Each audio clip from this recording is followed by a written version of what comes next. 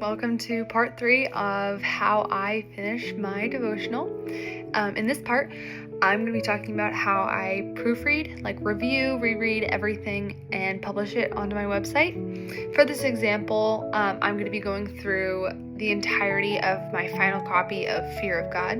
So this is after pre-writing, drafting, sending in to my mentor, getting her notes, making my own notes, and then rewriting it entirely. So this is the final draft.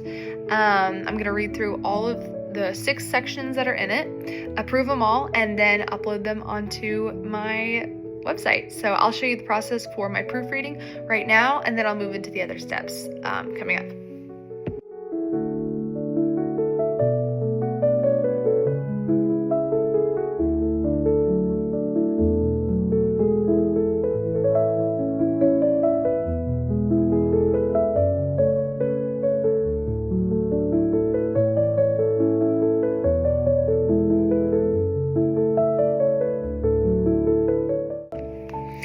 Okay, so now I have proofread everything, and a few of the things that I did realize was that, one, a lot of these passages didn't have the verses attached, which is one of the things that my mentor and I decided that I was going to start doing. So it's really good to catch it right now that, oh my gosh, I need to add my verses.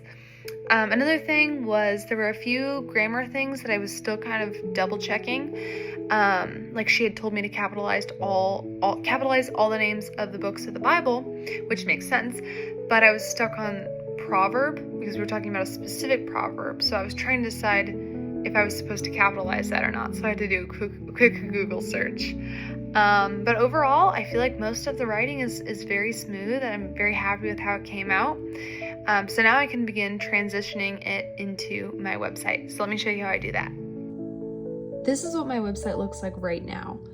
If you look over here, you can see I have my fear page, and then I have a bunch of sub pages, which is super duper helpful for organization. So right now I'm working on Fear of God, and I'm uploading all of my devotionals onto here.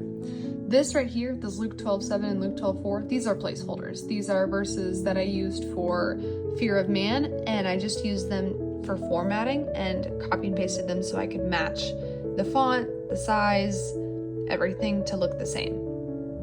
So what I'm going to do is I'm going to go to my final copy. I'm going to copy the day one and put it right into here, format a few things so that this fits the way that it's supposed to. It's still italicized, it's still off to the side, and just make sure everything looks very clean and put together. And once I do that, I'll come back and show you how it all looks.